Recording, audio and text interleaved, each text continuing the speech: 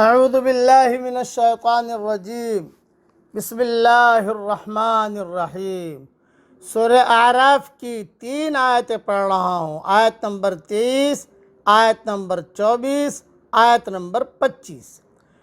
قال ربنا ظلمنا انفسنا وَإِن لَّمْ تَغْفِرْ لَنَا وَتَرْحَمْنَا لَنَكُونَنَّ مِنَ الْخَاسِرِينَ۔ ان دونوں نے کہا، یعنی آدم اور حوا نے، اے ہمارے پیارے رب، ہم نے اپنی جانوں پر ظلم کیا، اور اگر آپ ہم کو معاف نہ کریں اور ہم پر رحم نہ کریں تو ہم نقصان اٹھانے والوں میں سے ہو جائیں گے۔ قال اهبطوا بعضكم لبعض عدو، اللہ نے کہا اترو، تم ایک دوسرے کے دشمن ہوں گے۔ وَلَكُمْ فِي الْأَرْضِ مُسْتَقَرٌّ وَمَتَاعٌ إِلَىٰ حِينٍ، اور تمہارے لیے زمین میں ایک خاص مدت تک ٹھہرنا اور نفع اٹھانا ہے۔ قَالَ فِيهَا تَحْيَوْنَ وَفِيهَا تَمُوتُونَ وَمِنْهَا تُخْرَجُونَ، اللہ نے کہا اسی میں تم جیو گے اور اسی میں تم مرو گے اور اسی سے تم کو نکالا جائے گا۔ اس کے مختصر تشریح سن لیجئے اور تفصیل انشاءاللہ ریاض التفسیر میں دیکھ لیجئے گا۔ توبہ اور استغفار کے یہ وہی کلمات ہیں جو حضرت آدم علیہ السلام نے اللہ تبارک و تعالی سے سیکھے، جیسا کہ سورہ بقرہ آیت نمبر 37 میں لکھ چکا ہوں۔ گویا شیطان نے اللہ تعالیٰ کی نافرمانی کا ارتکاب کیا تو اس کے بعد وہ اس پر نہ صرف اڑ گیا بلکہ اس کے جواز اور اس بات میں عقلی اور قیاسی دلائل دینے لگا۔ نتیجتاً وہ محروم ہوا، راندہ درگاہ ہوا اور ہمیشہ کے لیے ملعون قرار پایا۔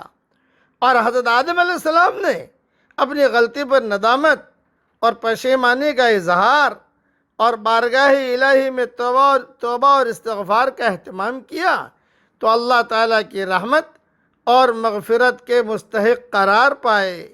یوں گویا دونوں راستوں کی نشاندہی ہو گئی، شیطانی راستے کی بھی اور اللہ والوں کے راستے کی بھی۔ گناہ کر کے اس پر اترانا، اصرار کرنا اور اس کو صحیح ثابت کرنے کے لیے دلائل کے انبار فراہم کرنا، یہ شیطانی راستہ ہے۔ اور گناہ کے بعد احساس ندامت سے مغلوب ہو کر بارگاہ الہی میں جھک جانا اور توبہ اور استغفار کا اہتمام کرنا، یہ بندگان الہی کا راستہ ہے۔ اللہم اجعلنا منہم، اللہ تعالیٰ ہمیں ان لوگوں میں سے بنائے۔ اس لیے ہمیشہ یاد رکھنا، آدم اور شیطان دونوں ایک دوسرے کے دشمن کی حیثیت سے زمین پر بھیجے گئے ہیں۔ اب قیامت تک دونوں کے درمیان یہی جنگ جاری ہے۔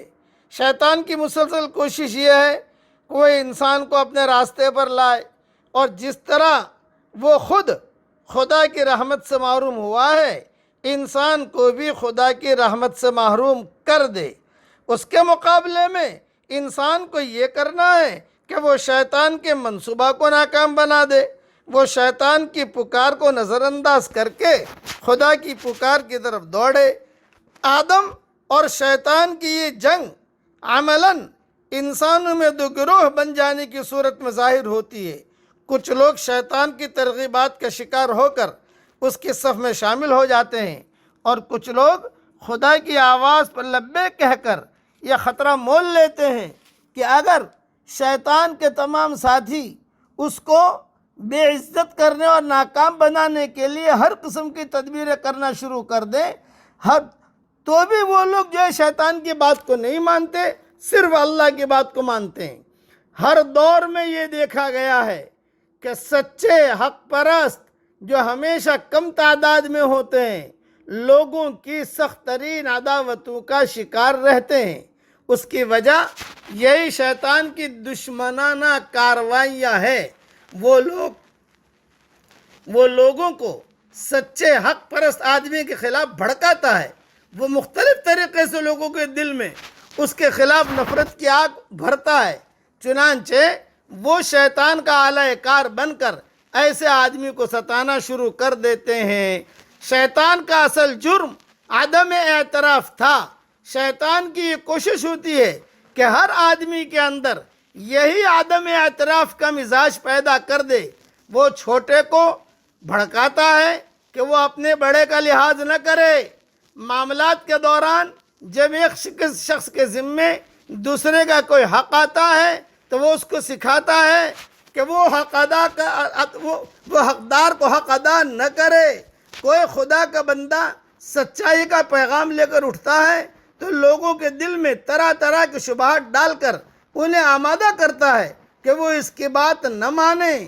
دو فریقوں کے درمیان نزاع ہو اور ایک فریق اپنے حالات کے اعتبار سے کچھ دینے پر راضی ہو جائے تو شیطان فریق ثانی کے ذہن میں یہ ڈالتا ہے کہ اس کی پیشکش کو قبول نہ کرو اور اتنا زیادہ کا مطالبہ کرو جو وہ نہ دے سکتا ہو، تاکہ جنگ و فساد مستقل طور پر جاری رہے۔